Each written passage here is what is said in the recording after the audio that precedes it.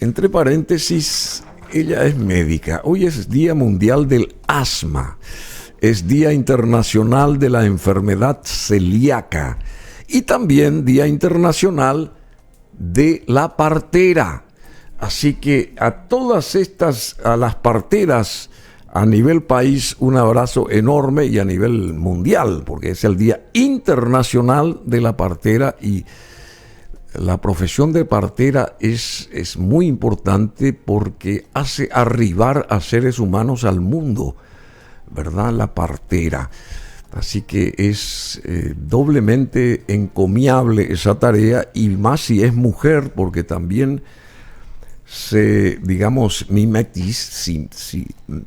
se mimetiza con la propia mujer que da a luz, la partera, que también es mujer, ¿verdad? Así que sabe lo que significa tener a un bebé 9 meses y hacer que nazca, y todo ese tipo de cosas es realmente algo fabuloso por parte de la naturaleza. Así que el Día Internacional de la Partera, a todas las parteras un abrazo enorme, y a todos los celíacos también rápidamente, y a los que padecen asma, que son enfermedades bastante peliagudas. Está con nosotros la doctora y senadora por tercera vez, Esperanza Martínez. ¿Cómo te va, Esperanza? Muy buen día, Bruno. Muy contenta de estar de nuevo contigo. Un saludo a la audiencia, y sobre todo a nosotros le llamamos obstetras en Paraguay. Obstetras, sí. Obstetras. Obstetras. Y un saludo muy especial a las compañeras de trabajo, porque son compañeras del área de la salud.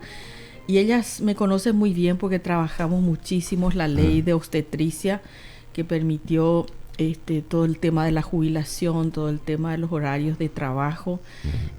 Fue durante este gobierno que se está yendo, y fue simpático porque el Ejecutivo vetó la ley, y sin embargo peleamos, levantamos el veto, y ellas conocen mucho de la lucha que hicimos juntas, de modo que qué bueno, chicas y chicos, aunque son mayoritariamente mujeres, para ambos, obstetras y hombres y mujeres. O sea que entran los hombres también acá. También. Cada vez hay un poco más presencia de varones, pero casi es como una profesión femenina, ¿no? Por la historia de las mujeres asistidas por otras mujeres en el momento del parto. De modo que fuerza, y a seguir con las luchas. Qué bueno lo que decís. Y esto del asma y de la celiaquía, a ver, rápidamente y someramente nomás, desde tu perspectiva, desde tus conocimientos médicos. Bueno, el asma, como ustedes saben, es una enfermedad desde hace muchas décadas y años, y tiene que ver, digamos, con componentes sobre todo ligados al medio ambiente, o una genética que la persona tenga finalmente y que pueda predisponer a eso. Por ejemplo, tenemos 100% de humedad en el aire ahora mismo. ¿Eso afecta al asmático? No, en general los tiempos de los asmáticos son la primavera, cuando hay polen, cuando hay al revés entonces. O bien los lugares húmedos donde crecen hongos, por ejemplo, que son generalmente a veces contaminantes del sistema respiratorio, el frío, los cambios de tiempo, etcétera, ¿no? Sí. Pero todos estos días, en el caso de la celiaquía, sí que es un fenómeno que ha crecido mucho. Y yo digo, algo está cambiando en nuestros patrones alimentarios, porque son como intolerancias que, digamos, antes no se veían. Hoy vos encontrás un celíaco en tus grupos de amistades, ¿no? ¿Y por qué antes no? Y algunos dicen que todo este cambio de alimentaciones, de usar tantos conservantes, toda esta cuestión de lo...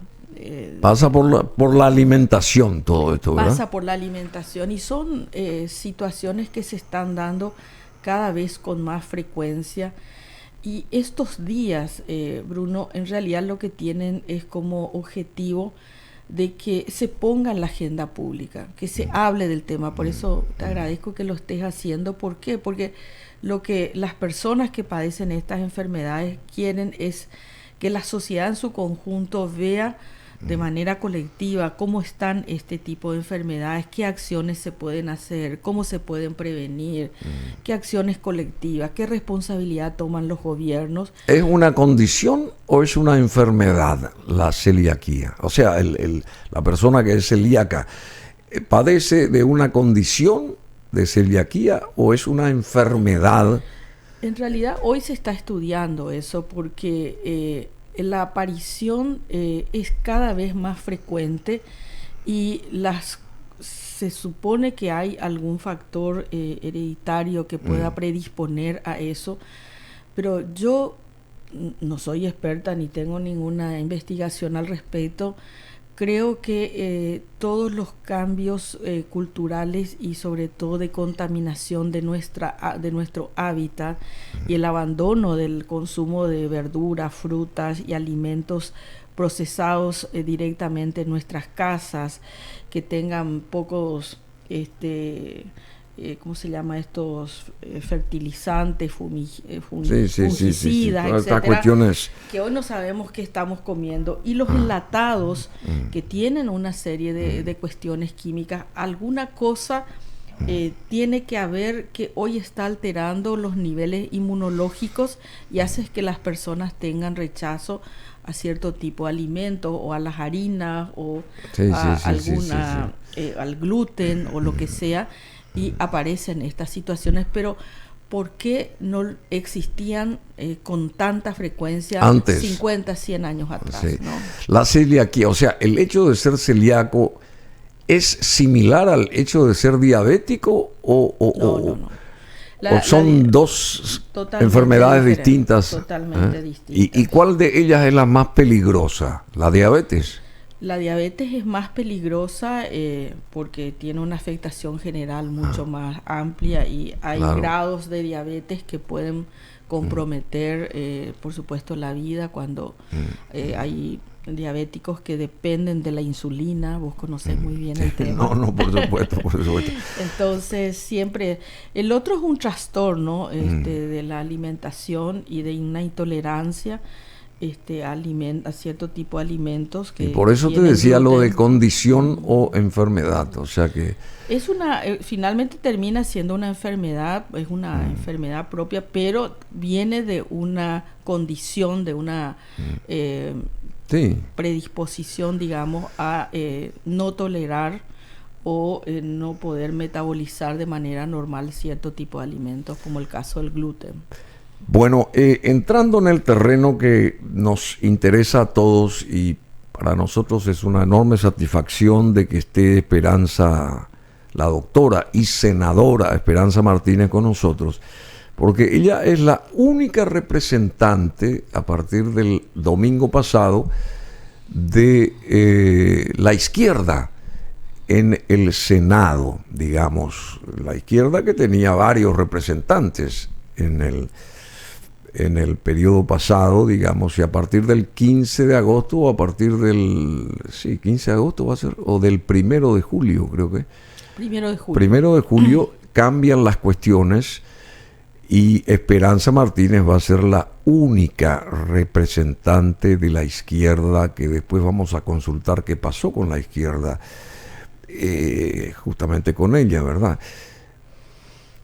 ¿Qué pasó con la concertación en general? Así rápidamente para ubicarnos en el tema. ¿Falló la concertación? ¿En qué falló la concertación, querida Esperanza?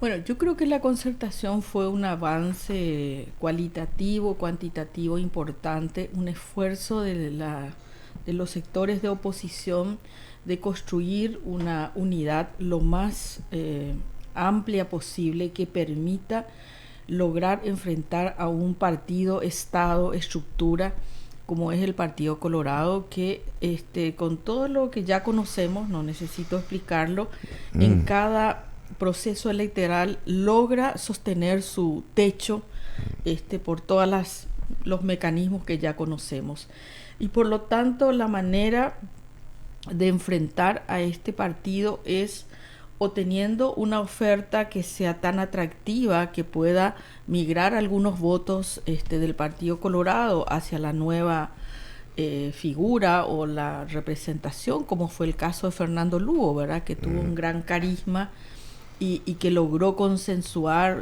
un afecto, un cariño, una adhesión de las bases de ambos partidos, tanto el Colorado como de los partidos tradicionales. Y cuando no contamos con carismas tan importantes como el de Fernando, o como un Lula, o como una Cristina, que más allá de las diferencias, digamos, son liderazgos muy fuertes, entonces lo que nos resta es tener una coalición de fuerza. Y creo que ese intento fue positivo. No logramos la unidad total, ¿verdad? Tuvimos desde el inicio proyectos que estuvieron fuera, entre ellos el de Euclides y Jorge Querey, el de Chilaver y otros menores, pero como eran al inicio los primeros. Payo al inicio estaba dentro de la concertación, luego sale de la concertación y había como... Perdón, pero sale. ¿Le forzaron a salir o él quiso abandonar la concertación? Y bueno, Payo es una figura muy controversial, ¿no? Uno nunca sabe si él salió por descontento o salió justamente para tener una diferenciación y tener una línea política que la suya es bastante particular. Y haber conseguido 700.000 personas que lo votaran. Entonces yo creo que al final del camino triunfó esta idea de Payo de poder representar sobre todo el voto de enojo, de rabia, toda esa gente frustrada. Mucha de la gente que apoya a Payo no suele incluso participar de las elecciones. Es todavía muy complejo y lo tendremos que analizar porque el fenómeno Payo no es un fenómeno paraguayo. Lo tuvimos con Bolsonaro en Brasil, lo tenemos a Milei en la Argentina, Trump en Estados Unidos. O sea, hoy tenemos una disputa fuerte en Europa también. Han habido figuras en España, hoy en Francia hay un debate social muy fuerte. O sea, hay una parte de la sociedad que está harta de la política. Boric en Chile también. Boric en Chile en su momento. O sea, es como que, digamos, los mecanismos tradicionales de la democracia ya no le representan y buscan una especie de antihéroe o héroe antisistémico que viene con su capa, con su espada, con su cinto, y bueno, y poner orden en la sociedad. Pero también, querida Esperanza, la izquierda, al parecer, no pudo crecer, y se demostró en estas últimas elecciones del domingo, no creció la izquierda. La pregunta es, ¿why? A ver, ¿por qué no creció la izquierda? ¿Por la ausencia de Lugo? Últimamente no creció la izquierda, porque sabemos lo de su enfermedad y todo ese tipo de cosas, se retiró, tuvo meses ausente y eso debilitó al crecimiento de la izquierda. ¿Qué opinas vos?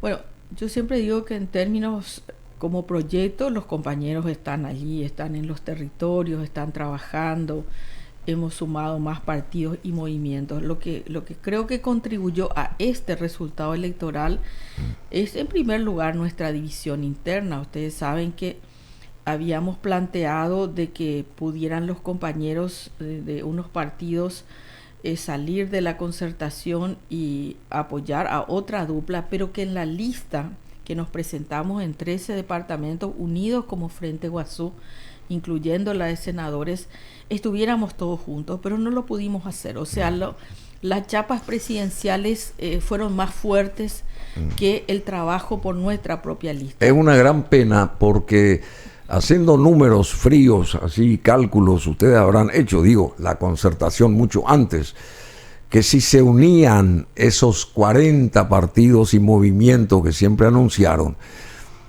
y si había cohesión realmente para ir a sufragar en el momento del sufragio, eso podía canalizar a favor de la concertación y en contra del Partido Colorado 1.700.000 votos más o menos.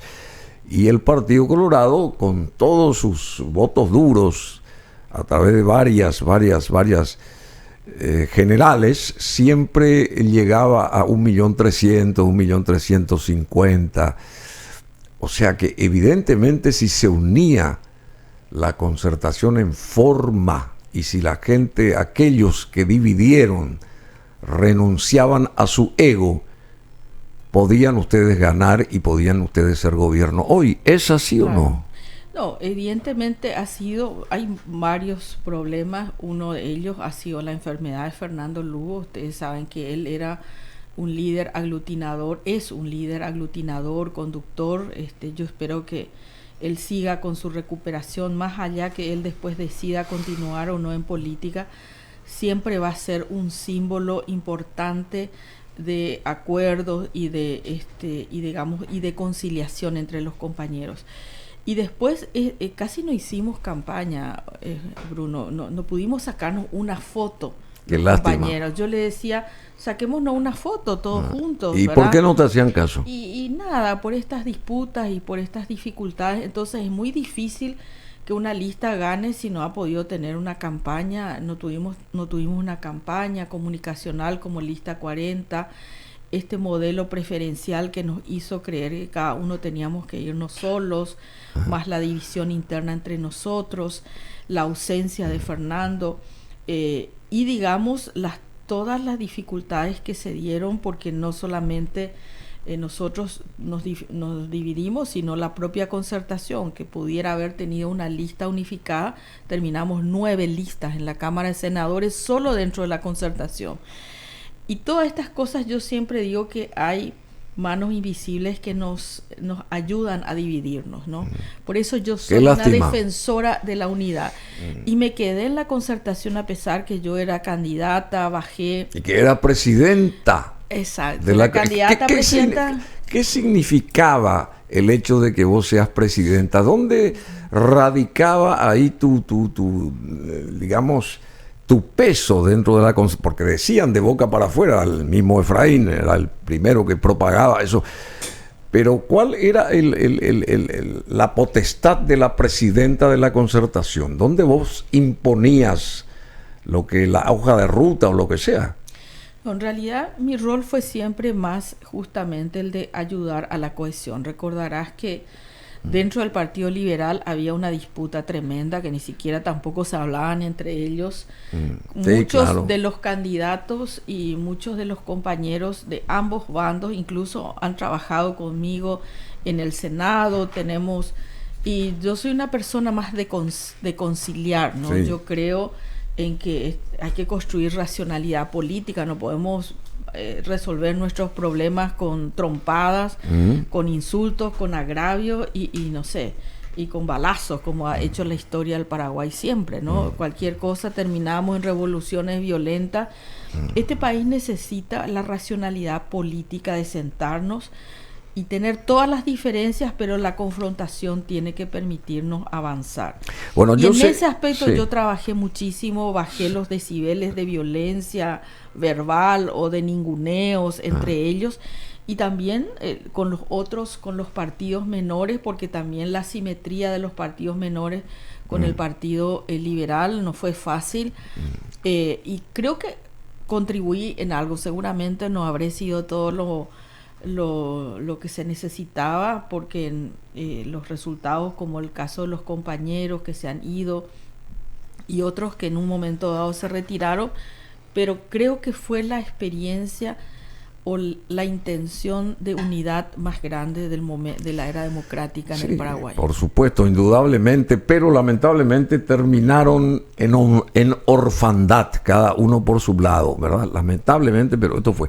Pero vamos a rebobinar rápido. Yo sé que vos querés proyectarte como Esperanza Martínez desde el Senado en prospección para el futuro. Vamos a hablar de eso. Pero habría que también hacer un rebobinaje obligatorio, Esperanza, porque esto del quiebre en el Frente Iguazú, ¿cuándo se produjo? Esto no fue por Euclides, esto viene de mucho antes. El quiebre en el Frente Iguazú. ¿Qué pasó ahí? No, más que el quiebre, lo que ha habido siempre son miradas diferentes y bueno, yo siempre tenido un liderazgo propio. Las mujeres tratamos de ser respetadas en nuestros liderazgos, y no es un tema fácil en una sociedad tan conservadora, tan machista, etcétera. Entonces, siempre Esperanza es fantástica, pero no lo suficiente para ser candidata a presidenta o lo que sea. Entonces, yo gané una interna dentro del Frente Guazú, Sí. pero no fue reconocida por todos los compañeros, más allá de que eso fue una cuestión clara y contundente. Entonces comenzaron a no darme todo el apoyo que creo que yo necesitaba, incluso para poder negociar frente a Efraín y a los otros compañeros de la concertación. Y bueno, yo soy una mujer muy racional y pragmática, ¿no? Y en política se hace lo posible, no lo que yo quiera. Cuando yo no he visto condiciones reales para poder entrar en unas internas, porque no conseguimos una dupla con el Partido Liberal y enfrentarlo a Efraín, porque yo quería ser presidenta, Bruno. ¿Por qué? Porque yo creo que tengo las condiciones y vas a llegar para poder administrar este país y darle continuidad a las políticas que iniciamos en el gobierno de Fernando Lugo. La vicepresidencia siempre es parte de un acuerdo político, pero no tiene la lapicera. Yo quiero tener la lapicera, yo quiero tomar las decisiones. Decime una cosa, vos, pero te salvaste. Fíjate, si eras la vice de la chapa de Efraín, ¿cómo estarías hoy vos? Y sin embargo, sos ahora la única del Frente Guazú en el Senado, siendo mujer, y vas por tu tercera senaduría. En cambio, él 3 veces intentó ser presidente y las 3 veces fracasó. Quiere decir que tuviste un Dios aparte, porque te apartó de esa posibilidad que todos creíamos que tenía que ser, no sé si para que tenga más fortaleza la chapa, porque vos ibas a representar al Frente Guazú y por consiguiente el Frente Guazú se uniría directamente con el Partido Liberal, es lo que se pensaba. ¿Cómo analizás esta historia? Sí, yo creo que uno de los problemas, más allá que pudiera ser yo o no la vicepresidenta, la alianza del Partido Liberal con el Frente Guazú, o con la representación del sector social, popular que representa el Frente Guazú, nos dio victorias con Fernando Lugo. En el 2013 nos fuimos separados porque acabábamos de pasar por el golpe parlamentario, y en el 2018 recompusimos y nos faltó 90.000 votos, y algunos dicen que eso fue incluso fraudulento, que nunca se hicieron las denuncias, nunca nos dieron las actas.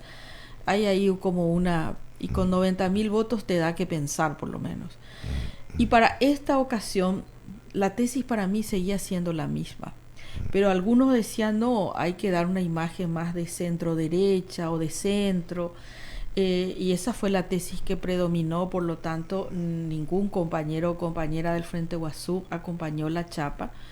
¿Vos te sentiste ninguneada, traicionada, dejada de lado en ese momento? No, yo entendí digamos, el asesoramiento que tenía la concertación, porque nosotros entramos después también, y respeté, porque son visiones. En política todo el mundo cree que tiene la razón, entonces, y todas las teorías a veces fallan, y todas las teorías impensadas a veces triunfan. Entonces uno tiene que ser muy respetuoso de descalificar todo, ¿no? Yo creo que se trabajó sobre esa tesis. ¿Y qué pasó con esa tesis? Al plantearse que el Frente Guazú no iba a estar, dio las condiciones para que mis compañeros nos acusaran a nosotros, decir, bueno, pero ustedes están allí, no nos dieron nada, ellos no vamos a poder trabajar con ellos, no van a cumplir, una serie de cosas que fueron ya parte de la campaña. El que dividió la concertación e impidió que llegara al Palacio de López fue Efraín Alegre. Yo creo que era un equipo, no sé, no quiero personificar en una persona. La concertación tenía su equipo político, tenía un equipo estratégico, asesores internacionales. Fue la visión que se tuvo, se tomó la decisión en base a eso. Y cuando no me tocó ser parte, porque yo soy de la idea, Bruno, que no siempre somos Messi. Claro, o sea, por supuesto. Y no siempre metemos el gol. A veces uno está en el banquillo de los suplentes, a veces uno juega el partido, a veces uno prepara para que otro meta el gol. Eso es cuando uno tiene visión de equipo y de proyecto. Por supuesto. Yo soy una persona que tiene proyectos. Yo no tengo un proyecto esperancista. Mi proyecto no es Esperanza Martínez en un lugar. Yo creo que puedo ocupar un lugar y ser útil al proyecto. Y en ese Pero momento, iba a ser muy bueno, marketineramente, la concertación de la esperanza o esperanza con la concertación. O sea que todavía hay tiempo. Claro, yo sé. Decime algo antes que se me pase. Sí, es una pena que no te hayan, pero por un lado yo celebro que no te hayan incluido no hay dentro mal que por bien no venga, en la chapa, porque si no, hoy ibas a estar frita por lo menos 5 años y hoy tenés un vuelo propio y vas a empezar a gestar. Hay machismo en el Frente Guazú y eso también impidió de que vos aflores ahí, tengas toda esa fortaleza como líder en esa ocasión en que llegaste, porque vos llegaste a ganar, digamos, y vos tenías que tener toda la fortaleza que debió de surgir de tus compañeros, ¿verdad? Lastimosamente sí, Bruno, hay machismo, a pesar de que el progresismo y la izquierda son feministas por definición, ¿verdad? Son espacios de pensamiento político que defienden el feminismo como la igualdad de oportunidades y entre hombres y mujeres, y por lo tanto la izquierda es feminista, ¿no? Pero claro. Las actitudes, bueno, tenemos una sociedad muy conservadora históricamente, muchos de nuestros compañeros y compañeras, porque el machismo no es solo de hombres, ¿no? De mujeres y hombres que reproducimos un modelo de desigualdad entre hombres y mujeres, y eso es histórico, ¿no? Es nuestra mamá, nuestros abuelos, nuestros padres. Entonces, a veces los compañeros y compañeras racionalmente te hacen un discurso muy claro, pero en sus prácticas, en su afecto, en sus actitudes, es donde nos traiciona a todos, ¿no? Entonces, es un tema que está siempre en discusión, es un tema que las compañeras, sobre todo, tratamos de crear una concienciación, una capacitación de nuestros compañeros y compañeras, pero sabemos que es una tarea todavía a largo plazo. Bueno, se podría hablar, Esperanza Martínez, de un postluguismo, digamos, a partir de ahora. Se podría hablar ya de eso, porque este señor, con todo el respeto que se merece, evidentemente ya no tuvo la fortaleza necesaria como para ingresar ahí en el listado de senadores. Entonces él como que está retirándose. ¿Se podría hablar de un postluguismo y la que lidere eso sería Esperanza Martínez? Bueno, yo creo que el compañero Fernando Lugo se está recuperando, va a seguir siendo un compañero. Lo que creo que nosotros necesitamos es reestructurar nuestra organización y nuestra práctica. Yo creo que el Frente Guazú, lo que hoy se llama Frente Guazú Ñemonguetá, tiene que entrar en un proceso de debate, de análisis, de reconstrucción, y podrá continuar. El Frente Guazú se llamará de otra manera, veremos de otras formas de que podamos entender qué es los pasos que vamos a seguir adelante.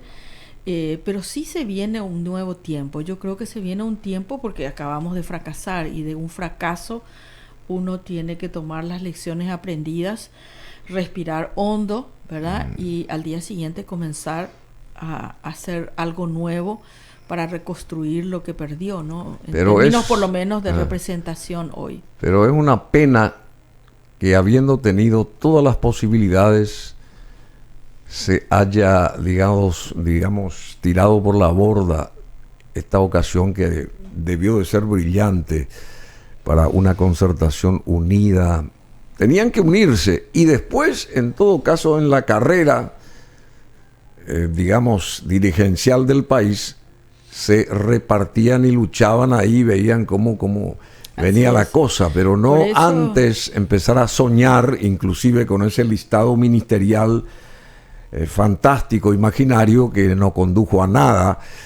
Y celebro también que tu nombre no haya estado en ese listado, ¿verdad? Porque eso también te hubiera jugado en contra. Así es. Así que, bueno, pero hay algo que yo te tengo que consultar con el presidente Lugo, también de por medio, y senador.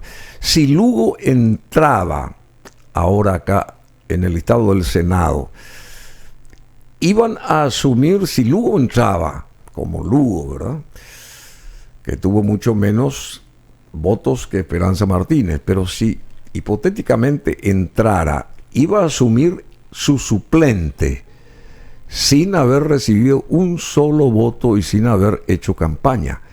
¿Vos estás de acuerdo con eso? Bueno, nosotros partíamos de la premisa que Fernando está mejorando, todavía quedan casi 2 meses más, él está sesionando, porque más gran parte de la dificultad es en la expresión, digamos, de poder hacerlo. Él en realidad hoy podría continuar asumiendo parcialmente hasta que se recupere, porque seguramente necesita unos meses más. Y partíamos de la premisa que él tomara esa decisión, o antes o después.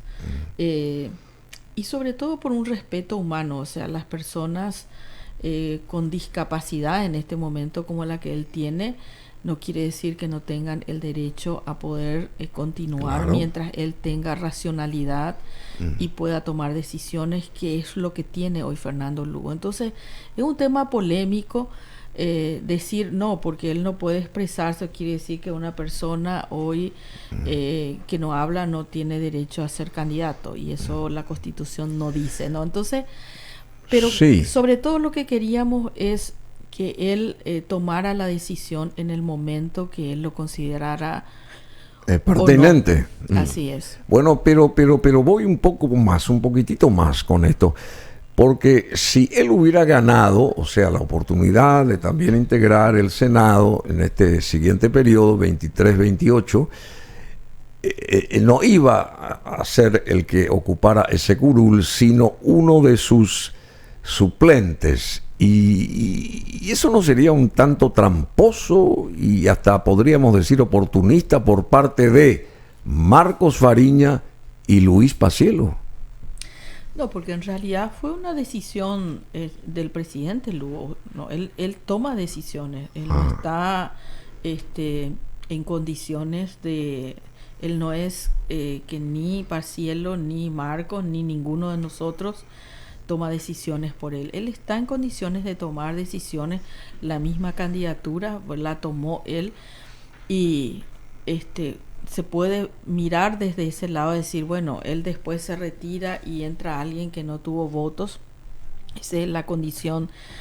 Lo mismo va a pasar con Mururú ahora, ¿no? Que lo colocan a una persona que está presa. Pero yo creo que más que nada aquí hay que entender el respeto que nosotros tenemos por Fernando Lugo. Sabemos eso. Es más, me hizo una videollamada anteayer, y me dijo, ¿cómo estás? ¿Cómo están las cosas?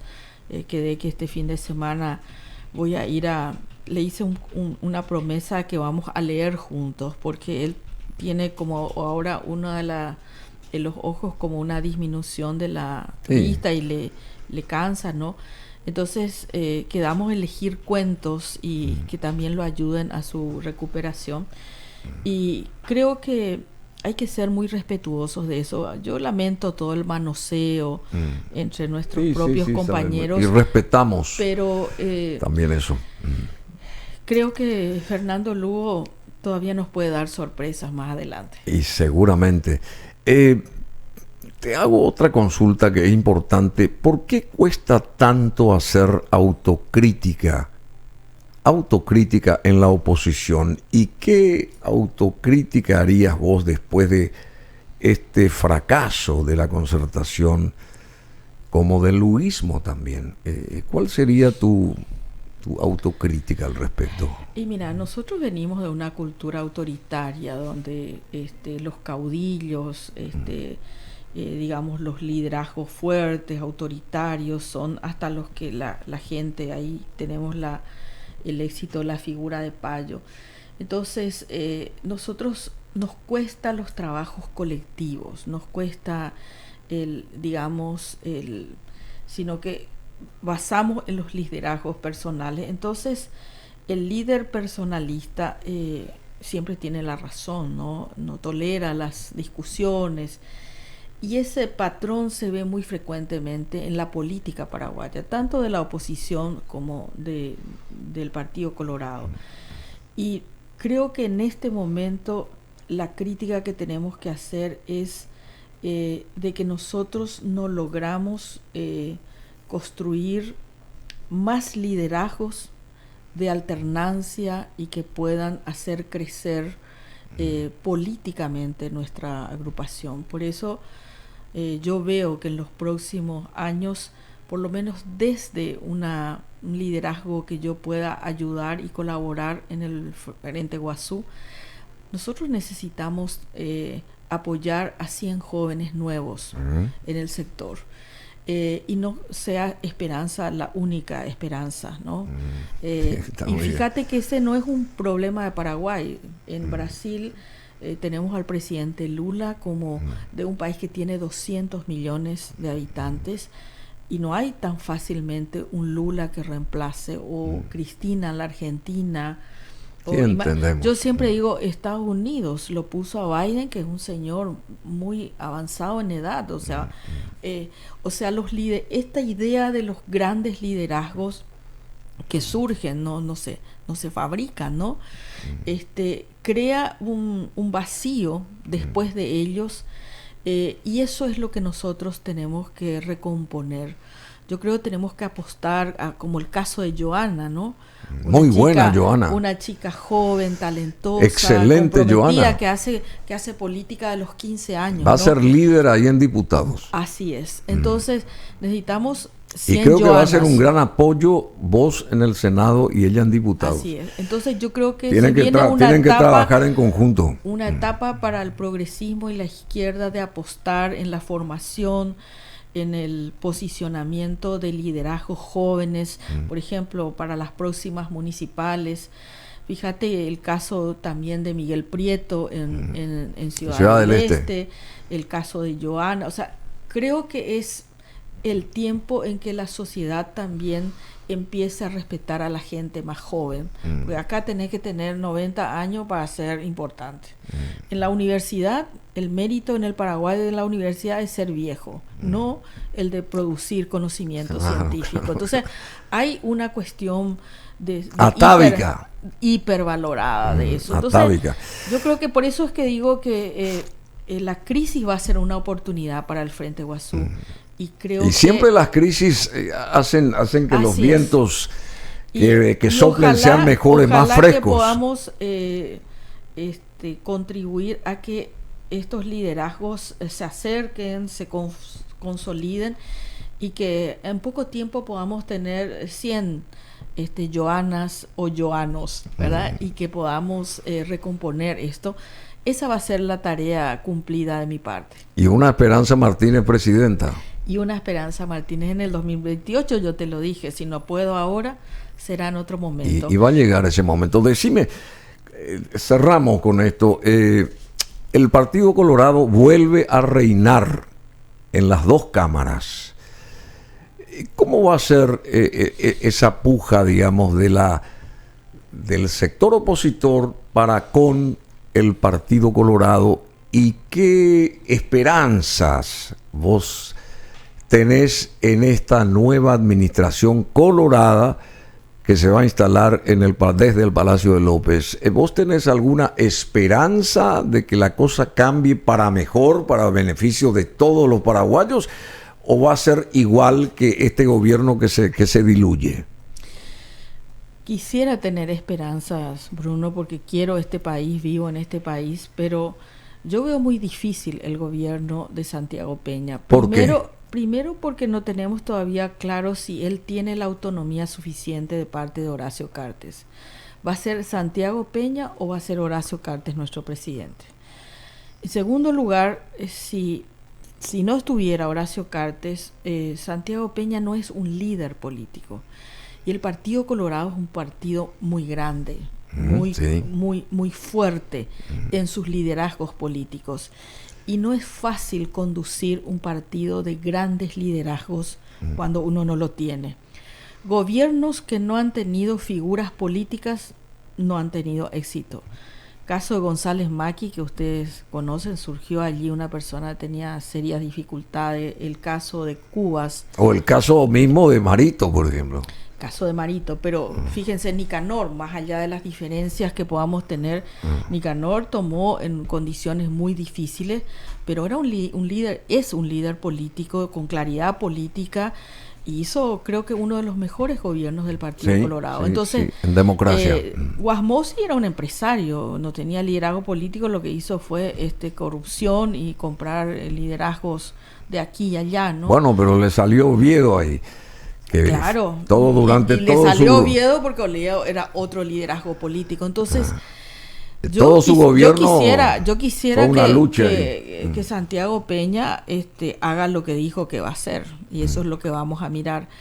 Pero yo lo veo como un barquito en la tormenta todavía. ¿Vos lo acompañarías? En las cosas que sean buenas para el Paraguay. A Santiago, digamos, en lo personal, si vos ves que él se esfuerza por crear una nueva conciencia a nivel país de que las cosas tienen que cambiar, mejorar para el desarrollo que todos aspiramos, ¿vos acompañarías a Santiago Peña? No, en su gobierno, para formar parte de su gobierno, no, pero desde el rol legislativo, sí, claro, todo aquello que sea bueno para la sociedad voy a acompañar, y lo que no voy a votar en contra, o voy a mejorarlo, o voy a criticar, como lo hicimos en estos dos periodos. Pero ¿vas a votar en contra hipotéticamente por ser opositora? No, yo jamás he votado algo porque soy de la oposición. Nosotros creo que tenemos una línea política muy clara. Siempre votamos de manera disciplinada, siempre lo hicimos en base a una línea política. A veces nos quedamos solitos, a veces hemos hecho coaliciones y a veces hemos votado por mayorías. O sea, nosotros votamos los proyectos políticos por la calidad del proyecto y a quién va a beneficiar. Y más con esa aspiración tuya de llegar al Palacio de López en 5 años más. Tenés que ponerte en la piel también del que está ahí en la tormenta, digamos, ¿verdad? Que tiene que sortear las tormentas y las historias. Yo creo que eso pasa mucho más que por el mero cromatismo o el mero sector de un color partidario. Yo creo que la persona que está manejando los destinos del país, en este caso, merece que todos los paraguayos, si obra bien, obviamente, si obra bien, apoyemos a consolidarlo, porque nos va a beneficiar a todos si el país anda bien, ¿o no es así? Así es, así es. Por eso digo, nosotros siempre somos una oposición responsable. Nosotros vivimos un boicot cuando fuimos gobierno. Vos recordarás que Lugo no pudo nombrar a su ministro en Brasil, y no se le nombraba. Esas son obstáculos. A su ministro, a su embajador. A su embajador, perdón. A su embajador. Y esas son obstrucciones realmente miserables. Porque es una atribución del presidente de la República nombrar los ministros, a no ser que nosotros nos opusimos en una o dos ocasiones cuando la persona era una persona que carecía de condiciones reales. Pero después hay que dejarle al gobierno, hay que criticar, hay que hacer, y hay que oponerse a aquellas cosas que van en contra de los intereses de la gente. Claro, los intereses nacionales. Euclides Acevedo, ¿tiene chance de continuar en carrera en la política? Le veo dificultades. Creo que es su tercer espacio político que destruye. ¿Sí? Y yo se lo advertí y lamento realmente, porque yo le pedí que no, porque lo conozco desde que tengo 5 años. Mi padre era febrerista, lo conozco desde niña a Euclides, y él sabe que yo le dije, no dividas al Frente Guazú. Y él me dijo, o vienen todos o no viene nadie. Así te respondió. Así me respondió y me mintió. Y lamento haber tenido razón. Lamento haber tenido razón. ¿Y el caso de Alegre sigue con chances en la política, según vos? Yo creo que él tiene que dar un paso al costado. Tiene 3 elecciones, él puede seguir siendo un líder para el sector que lo acompaña, etcétera. Pero creo que es un momento para también él propiciar otras figuras y acompañar a otras figuras. Eso es lo que se hace en política cuando las cosas no son favorables para uno. Querida Esperanza, muchísimas gracias. No sé si querés agregar algo. Acá tenés una cámara que dirías en este momento de reflexión, porque todos estamos reflexionando, cada uno en sus medios, digamos, climáticos, profesionales, privadamente o lo que sea, cada uno reflexionamos qué pasó, nos pasó algo bueno, malo, regular, que el cambio que va a llegar a nivel de la acción va a ser para mejor o no tanto, en fin. ¿Cuál sería, y a modo de despedida, tu digamos, el mensaje tuyo? Mira, si me permitís, Bruno, quiero aprovechar sobre todo para dirigirme a los compañeros y compañeras del Frente Guazú, del Espacio Progresista, de otros partidos, de movimientos territoriales, campesinos, urbanos. Creo que lo que aparentemente es una derrota, no, lo que ha sido una derrota electoral, no cambia ni las consignas ni las luchas que nos tienen unidos desde hace décadas a miles de paraguayos y paraguayas que en la época de la dictadura pelearon por la democracia en contra de la dictadura, que tuvieron cárcel, exilio, muerte. Ellos nos dieron unas luchas que en democracia continuamos, esas luchas siguen intactas. Los resultados del domingo no va a cambiar la realidad del país, va a seguir la desigualdad, va a seguir la impunidad, va a seguir la corrupción, va a seguir la pobreza, la falta de salud, de educación, de trabajo. Por lo tanto, nuestras luchas están intactas. Lo que tenemos que hacer es sentarnos entre todos y todas, hacer un análisis y una autocrítica y reconstruir y seguir para adelante. De modo que y un pacto. Un acuerdo. Un pacto entre todos, político. De modo que vamos a estar caminando por todo el Paraguay para reconstruir la esperanza, para mantener la utopía, que es lo que dice el poeta, nos permite caminar. De modo que a no desanimarse, la lucha continúa. La carrera continúa.